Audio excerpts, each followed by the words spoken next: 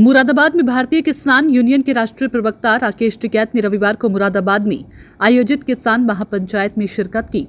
इस दौरान हजारों किसानों की भीड़ उमड़ी और उनका जोरदार स्वागत भी किया गया। सभा को संबोधित करते हुए टिकैत ने कहा कि उनका मकसद चुनाव लड़ना नहीं बल्कि किसानों की लड़ाई लड़ना है। उन्होंने स्पष्ट किया कि यदि सरकार किसानों के हित में काम करेगी तो वे उसके साथ खड़े रहेंगे, लेकिन किसान विरोधी नीतियों का विरोध हर हाल में किया जाएगा। टिकैत ने एक बार फिर स्वामीनाथन आयोग की सिफारिशें लागू करने और न्यूनतम समर्थन मूल्य पर गारंटी कानून बनाने की मांग दोहराई है। उन्होंने कहा कि जब जब गलत नीतियां लागू की जाएंगी, किसान आंदोलन का रास्ता अपनाएंगे।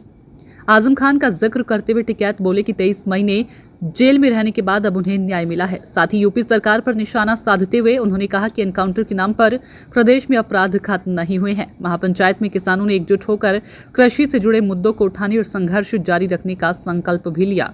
देखो,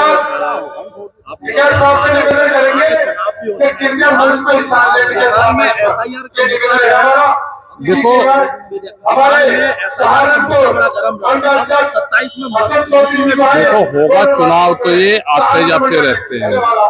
हमारा चुनाव से कोई संबंध नहीं है। चुनाव जिसको लड़ना है, सत्ता पक्ष का उसका काम है चुनाव लड़ना, विपक्ष का काम है चुनाव लड़ना। वे अपना चुनाव लड़ते रहे।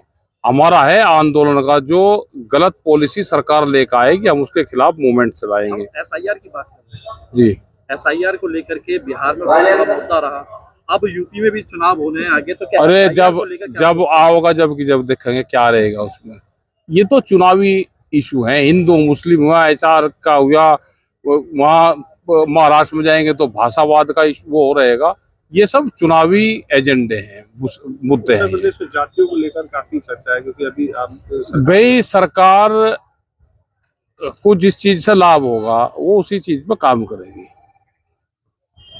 जातियां तो जो है वो रहेगी, ना वो घटती ना वो बढ़ती, लेकिन इन्हें जातियों में उड़ देंगे अब कि ये इकट्ठे ना हो। हमारे यहाँ तो जातियों का सिस्टम है नहीं भाई। हम तो अपना किसानों की वो करें, हमें नहीं पता कौन किस जाति का है। एमएसपी गारंटी कानून चाहिए, स्वामीनाथन कमेटी की रिपोर्ट को लागू करो, ये हमारा इशू है।